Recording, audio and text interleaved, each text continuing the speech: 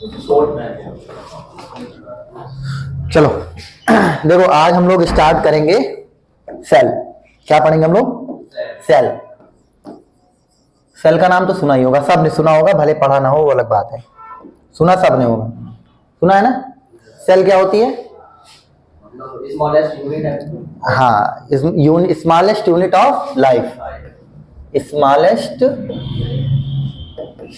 Unit of life, ठीक है? बात समझ में आ रही है ना? कहने का मतलब ये है कि जैसे कोई बिल्डिंग तैयार होती है तो हर एक ईंट को हम क्या करते हैं? जोड़ते चले जाते हैं। पहले नींव में रखते हैं एक ईंट, शुरुआत तो एक ईंट से होती है, और एक ईंट रखते रखते पूरी बिल्डिंग खड़ी हो जाती है। उसी तरीके से क्या होता है? सेल का काम करती है।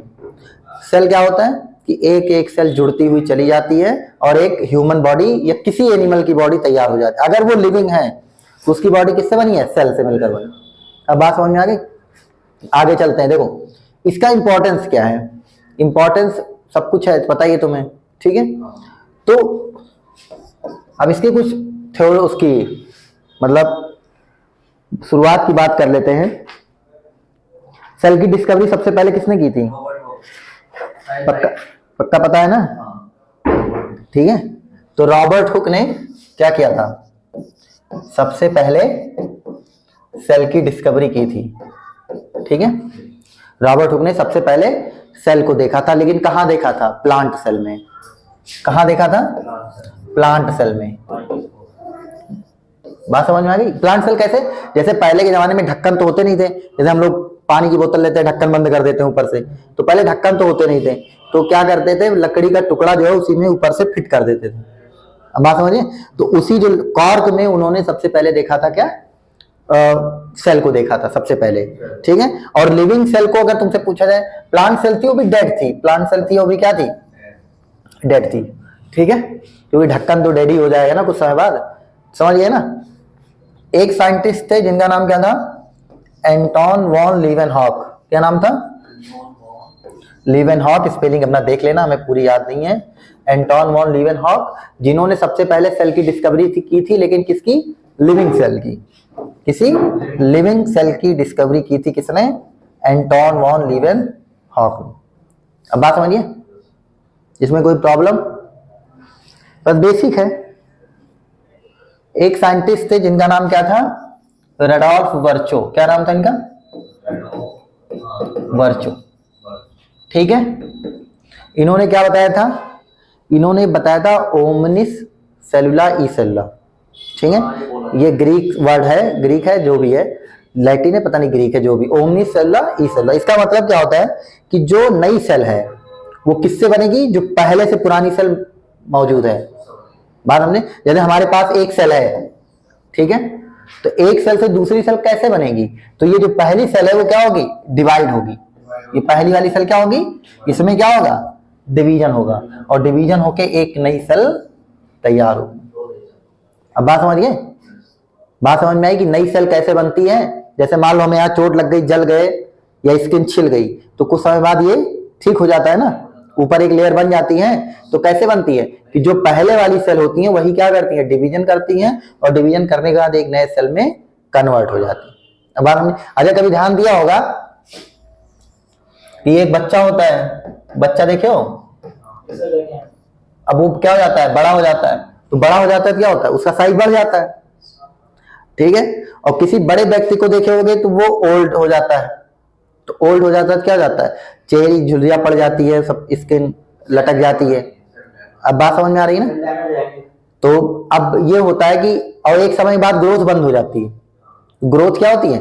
17-18 साल ग्रोथ होना बंद हो जाती है। ग्रोथ होती है लेकिन जब जरूरत होती है तभी होती है। जैसे हमको चोट लग गई, कोई इंजरी हो गई, जल गई स्किन, तभी ग्रोथ होगी, फालतू ग्रोथ नहीं होगी। ऐसा नहीं कि हम रात में सोए हैं 5 उंगली के साथ, सुबह उठा 6 हो गई, ऐसा तो होता नहीं है। लेकिन बच्चों में क्या होता है? लगातार ग्रोथ होती रहती है, ठीक है? तो उसका रीजन क्या है? उसका रीजन ये है, क्या रीजन है बताओ? उसका रीजन ये है कि हाँ, सेल बनती है तो सेल डेथ भी होती है, दोनों चीजें होती है ना। तो फॉर्मेशन ऑफ सेल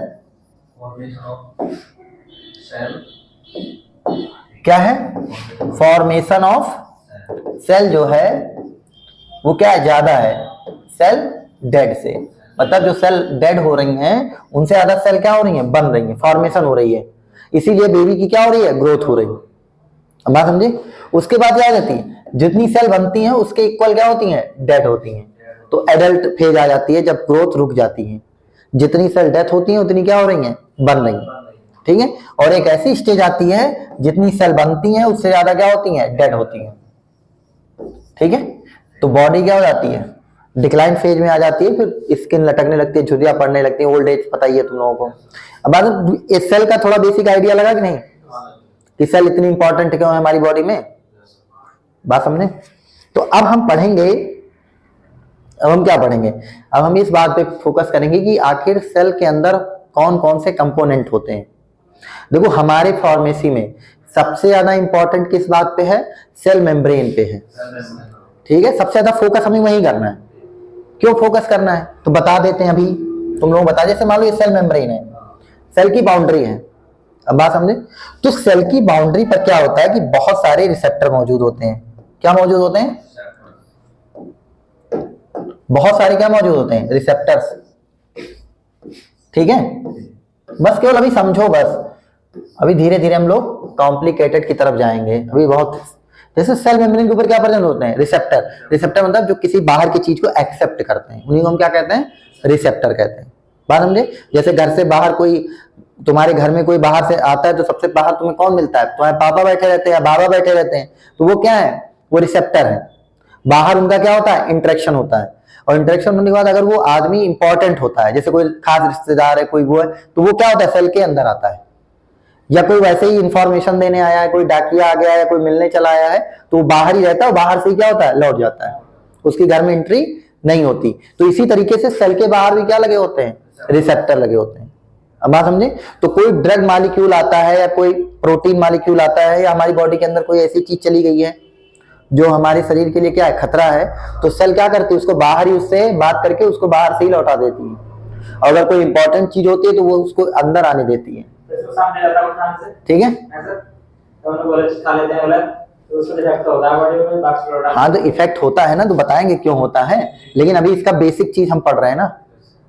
देखो हम क्या करेंगे कि धीरे धीरे कॉम्प्लिकेट की तरफ, अभी तुम्हें बेसिक कुल सेल ही नहीं पता, मैथ पढ़ के आए हो, ठीक है, तो पहले सेल तो पढ़ लो, ठीक है। तो ये सारी चीजें होती हैं, सब कुछ बताएंगे, परेशान ना हो, ठीक है। ये समझ में आ गया ना। तो सेल के रिसेप्टर प्रेजेंट होते हैं बाउंड्री पे, मेम्ब्रेन के ऊपर, उन्हीं को हमें ज्यादातर स्टडी करना है, ठीक है। अब जैसे ये होता है, एक रिसेप्टर होता है, जैसे हम लोग पढ़ते हैं, एग्जाम्पल दे रहे हैं, जैसे एक बीमारी पड़े होगे, डायबिटीज मेलाइटस।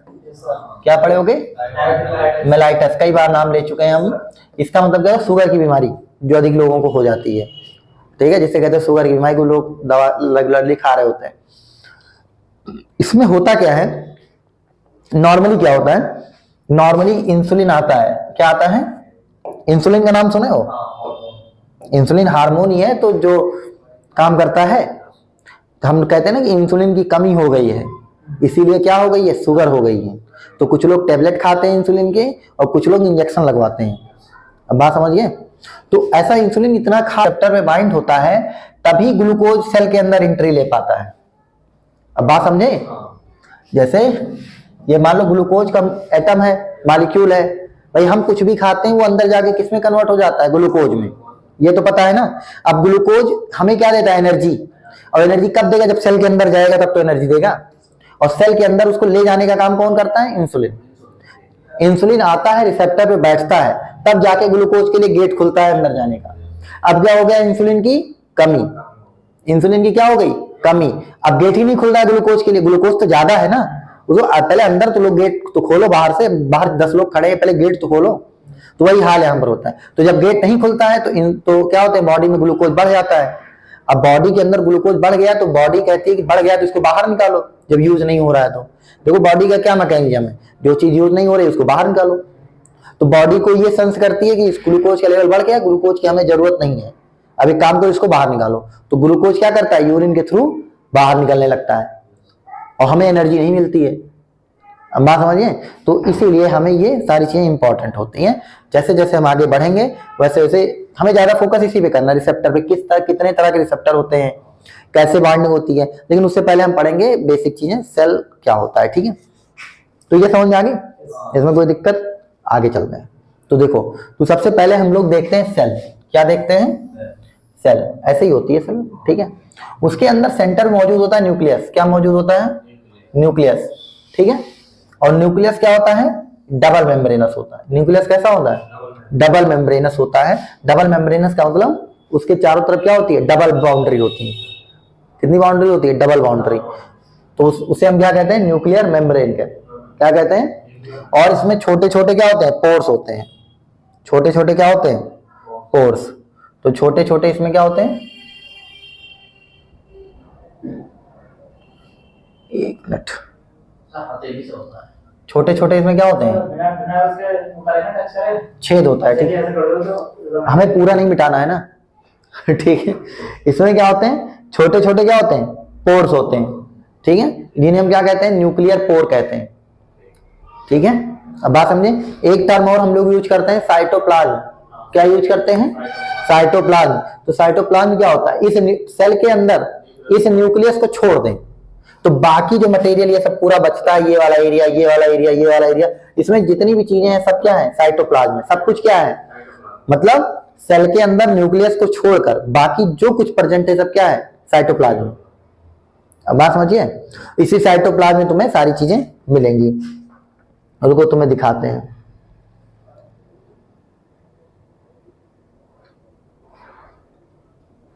क्या देखना है हमको? सेल। सेल ही देख लेते हैं ना।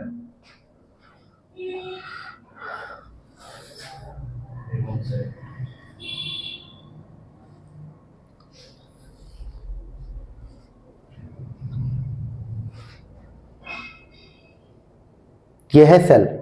दिख रहा है कि नहीं? क्लियर हुई ना इमेज? कोई दिक्कत तो नहीं है? तो सेल में क्या क्या है? पढ़ लो पहले। एनिमल सेल है तो हम एनिमल ही हो ना, तो एनिमल ही सेल पढ़ोगे। दवा किसकी देनी है? एनिमल की तो देनी है। इंसान भी क्या है? जानवर है। मनुष्य एक वो क्या है? एनिमल इज एनिमल ही तो है। अरे ठीक है प्रभु, जीव ही। इधर देखो, ये क्या है?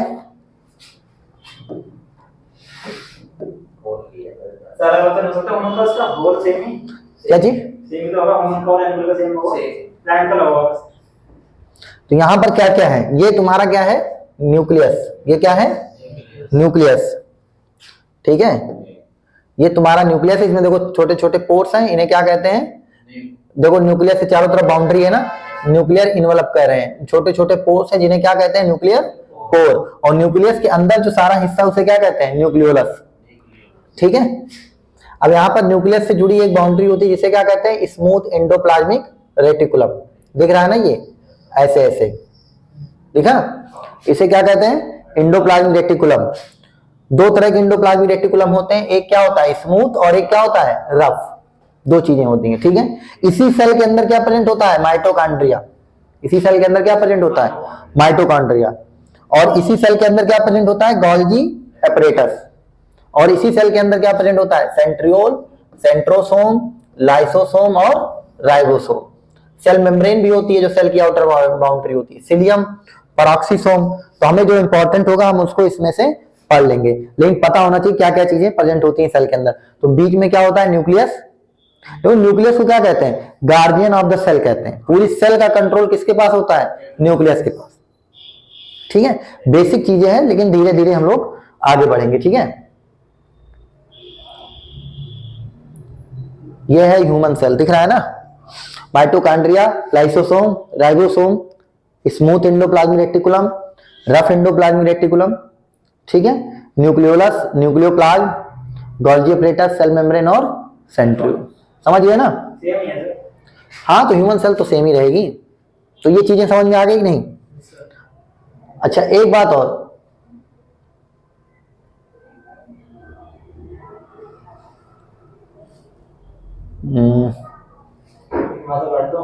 एक मिनट।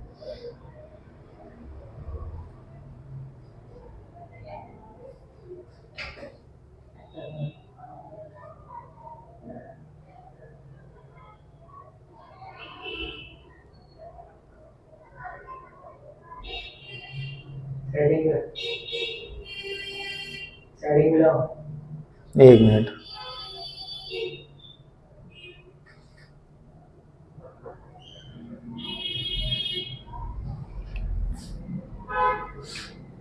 ठीक है, ये समझ में आ गया ना।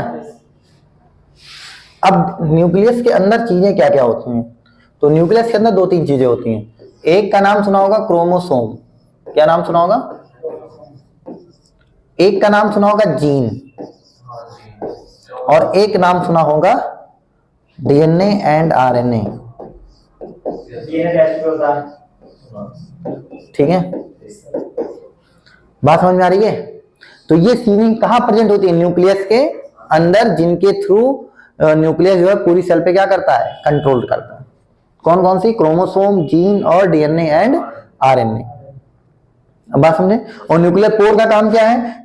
कोई इंफॉर्मेशन अगर सेल के अंदर है, जैसे क्या होता है कि अभी आगे चलते हैं फिर डिस्कस करते हैं। अब हम लोग देखते हैं क्रोमोसोम। क्या देखते हैं? क्रोमोसोम।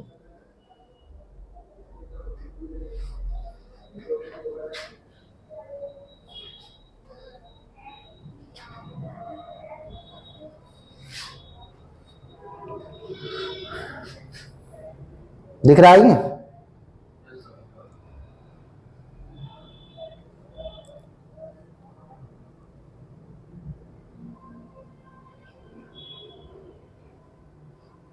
चलो कोई सा उठा लो, ऐसे यही वाला उठा लेते हैं। ठीक है, दिख रहा है? इसमें कोई दिक्कत? ये क्या है? क्रोमोसोम। ये क्या है? क्रोमोसोम, जो कहां प्रेजेंट होता है? न्यूक्लियस के अंदर। ठीक है, इस पे हम ज्यादा फोकस नहीं करेंगे। इसके अंदर क्या प्रेजेंट होते हैं? डीएनए और आरएनए। ठीक है, मतलब इसके जो ये तुम्हें थ्रेड्स दिखाई दे रहे हैं, इन थ्रेड्स में क्या प्रेजेंट है? डीएनए और आरएनए प्रेजेंट है। क्रोमैटिड्स जो है, क्रोमैटिड्स लिखा है। ये जो छोटी छोटी ये छोटी ब्रांचें, इनको क्या कहते हैं? क्रोमैटिड्स कहते हैं।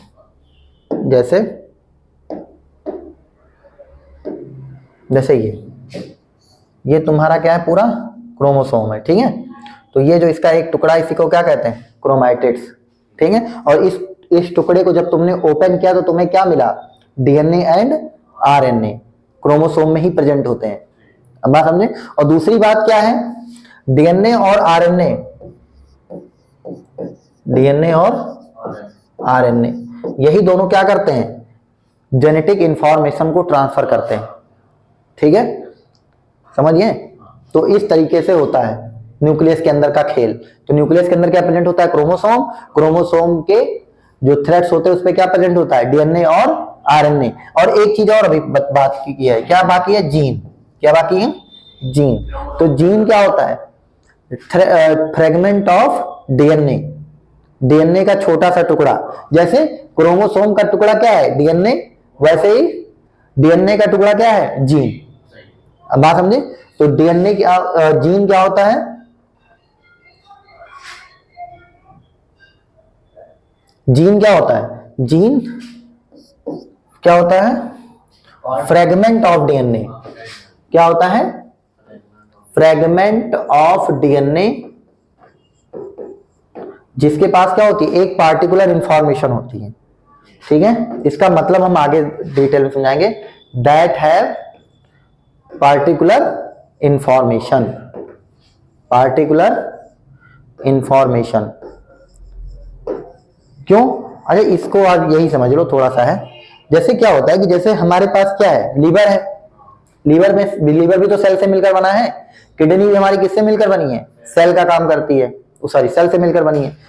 फिर भी जो है लीवर जो है दूसरा काम करता है, डाइजेशन में हेल्प करता है, डिटॉक्सिफिकेशन काम करता है, और किडनी दूसरा काम करती है।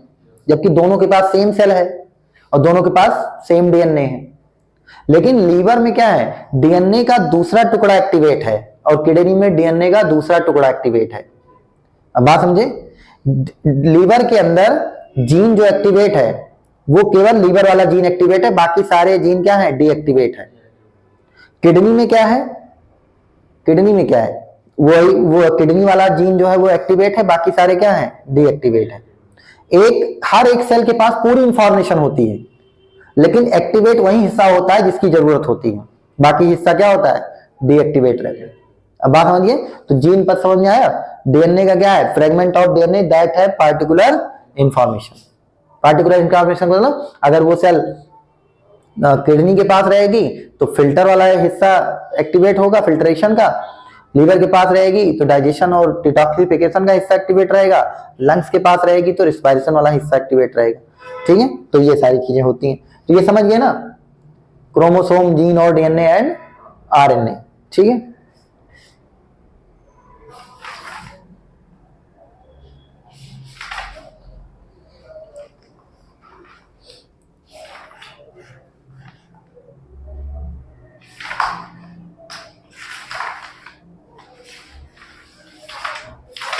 अब इसमें जो छोटी छोटी चीजें हैं उनके बारे में दो दो लाइन पढ़ लेते हैं। ठीक है, आज बेसिक ही रखते हैं। देखो ये क्या है, सेल है। सेल में क्या है, ये न्यूक्लियस। यहां पर एक स्ट्रक्चर ऐसे तिरछा तिरछा ऐसे लगा होता है। ठीक है, जिसका नाम क्या होता है, एंडोप्लाज्मिक रेटिकुलम। क्या नाम होता है इसका, एंडोप्लाज्मिक रेटिकुलम। तो एंडोप्लाज्मिक रेटिकुलम क्या काम करता है, दो तरह के होते हैं। पहले बात तो ये दो तरह के होते हैं। कितने तरीके के, दो तरह के। तो पहला क्या है, पहला होता है स्मूथ। पहला क्या होता है, स्मूथ एंडोप्लाज्मिक रेटिकुलम। स्मूथ मतलब जानते हो ना। और दूसरा क्या होता है, रफ। दो चीजें हैं, रफ और स्मूथ। दो तरह के एंडोप्लाज्मिक रेटिकुलम। रफ का मतलब खुरदुरा, स्मूथ का मतलब क्या होता है, चिकना। ठीक है, तो रफ का मतलब क्या होता है, खुरदुरा। मतलब इस पे कोई खुरदुरी चीज प्रेजेंट है, तो मतलब इस पे कोई चीज एक्स्ट्रा प्रेजेंट है, दैट इज राइबोसोम। क्या प्रेजेंट है, सो राइबोसोम। अगर एंडोप्लाज्मिक रेटिकुलम के ऊपर राइबोसोम प्रेजेंट है तो वो क्या बन जाएगा, रफ एंडोप्लाज्मिक रेटिकुलम। और अगर राइबोसोम क्या है, एब्सेंट है, तो क्या बन जाएगा, स्मूथ एंडोप्लाज्मिक रेटिकुलम। और राइबोसोम जहां भी रहता है उसका एक ही काम है, क्या, प्रोटीन सिंथेसिस। इसका एक ही काम क्या है, प्रोटीन सिंथेसिस। बात समझिए। तो किसको, संश्लेषण, बनाना, फॉर्मेशन। ठीक है, तो जो राइबोसोम है उसका एक काम क्या है, प्रोटीन का सिंथेसिस करना। कहीं भी रहेगा, चाहे एंडोप्लाज्मिक रेटिकुलम के साथ हो चाहे अकेला पड़ा हो, वो क्या करेगा, केवल प्रोटीन बनाएगा बस। ठीक है, तो रफ एंडोप्लाज्मिक रेटिकुलम का वर्क क्या हो जाएगा, प्रोटीन सिंथेसिस। तो rough endoplasmic reticulum protein synthesis का काम करेगा। स्मूथ क्या काम करेगा, स्मूथ काम करता है लिपिड का फॉर्मेशन करता है। किसका, लिपिड का और कुछ स्टेरॉइड्स का। लिपिड एंड स्टेरॉइड्स, इसका फॉर्मेशन कौन करता है, स्मूथ एंडोप्लाज्मिक रेटिकुलम। अब बात समझ में आ गई, इसमें कोई प्रॉब्लम। ठीक है, और ये क्या होता है, अब जैसे इंफॉर्मेशन यहां से आती है, इसमें पोर होते हैं ना छोटे छोटे। तो होता ये है, कहानी सुन लो। जैसे जैसे अब कहानी सुन लो, बाकी आगे कल करेंगे। ठीक है, जैसे कहानी की ये है कि डीएनए क्या है, मालिक है। सेल का मालिक कौन है, डीएनए। अब डीएनए के पास इंफॉर्मेशन, सूचना लेकर कोई गया, कोई नहीं गया। ठीक है, मतलब सूचना पहुंची उसके पास कि हमें इस प्रोटीन की जरूरत है। मान लो किसी एक्स प्रोटीन की हमें क्या है, जरूरत है, बॉडी को एक्स प्रोटीन की जरूरत है। ठीक है, तो डीएनए क्या करेगा, डीएनए भाई तो मालिक है, तो ये सूचना देगा। डीएनए क्या करेगा, इंफॉर्मेशन देगा कि जाओ सेल से कहो कि वो ये प्रोटीन बना दे। ठीक है, तो सूचना एक्सेप्ट को डीएनए से सूचना कौन लेगा, आरएनए। तो आरएनए के तीन तरह के आरएनए होते हैं। कितने तरह के, तीन। एक होता है एमआरएनए, जिसे कहते हैं मैसेंजर आरएनए। एक दूसरा होता है जिसे कहते हैं टीआरएनए, जिसे कहते हैं क्या, ट्रांसफर आरएनए। और एक और होता है जिसे कहते हैं आरआरएनए, मतलब राइबोसोमल आरएनए। बात समझे, तीन तरह के आरएनए होते हैं। तो डीएनए से इंफॉर्मेशन कौन लेगा, एमआरएनए। एमआरएनए क्या करेगा, डीएनए से इंफॉर्मेशन को एक्सेप्ट करेगा, और एक्सेप्ट करके कहां आएगा, इंफॉर्मेशन लेकर आएगा, सेल से बाहर आएगा। ठीक है, और सेल से बाहर आके किसको देगा, नहीं नहीं, इनके यहाँ से बाहर आएगा, एक मिनट, हाँ न्यूक्लियस से बाहर आएगा और किसके पास जाएगा, आरआरएनए के पास। किसके पास जाएगा, राइबोसोमल आरएनए, इसीलिए तो आरआरएनए कहते हैं, राइबोसोम ही तो प्रोटीन बनाता है, तो राइबोसोमल आरएनए के पास जाएगा। ये हेल्प करता है किसमें, प्रोटीन सिंथेसिस में। तो आरआरएनए के पास जब ये जाएंगे तो उसके बाद ये कहेगा कि हमको, अब बनता कैसे है प्रोटीन, कई सारे अमीनो एसिड को क्या करते हैं, हम आपस में ऐड कर देते हैं। अमीनो एसिड क्या होती है, जैसे लाइफ की बेसिक यूनिट क्या है, सेल, उसी तरीके प्रोटीन की बेसिक यूनिट क्या है, अमीनो एसिड। ठीक है, तो अब भाई पार्टिकुलर टाइप का अमीनो एसिड लाओगे तभी तो हम जोड़ के बनाएंगे आरआरएनए। तो आरआरएनए कहता है कि हमको इस तरह के क्या चाहिए, अमीनो एसिड। तो टीआरएनए क्या करता है, पूरी सेल में घूमता है, पूरी सेल के अंदर क्या करता है, घूमता है, और जहां जहां पर उस पार्टिकुलर टाइप का अमीनो एसिड होता है उसको पकड़ के लाता है और आरआरएनए के पास रखता है, और आरआरएनए क्या करता है, प्रोटीन बना देता है। अब बात हमने, तो इस तरीके से डीएनए और आरएनए मिलकर काम करते हैं। तो पहले आज यह पता कर लेना कि डीएनए आरएनए 3 तरह के होते हैं, mRNA messenger RNA, tRNA transfer RNA और आरआरएनए राइबोसोमल आरएनए। ठीक है, कल हम अगले लेक्चर में राइबोसोम्स के बारे में पढ़ेंगे, गोल्गी बॉडी के बारे में पढ़ेंगे। ठीक है, और जो माइटोकॉन्ड्रिया मेन है उसके बारे में पढ़ेंगे। 3-4 जो मेन है हमारे फार्मेसी के लिए उसको पढ़ेंगे। फिर हम स्टार्ट करेंगे सेल मेम्ब्रेन। ठीक है, और सेल मेम्ब्रेन को थोड़ा डीप में पढ़ेंगे। ठीक है, थोड़ा मतलब उसको मेडिसिनल वे में पढ़ेंगे थोड़ा सा। ठीक है, तो आज के लिए इतना कर लेते हैं। ठीक है, और नोट करना हो तो नोट कर सकते हो। ठीक है सर, थैंक यू।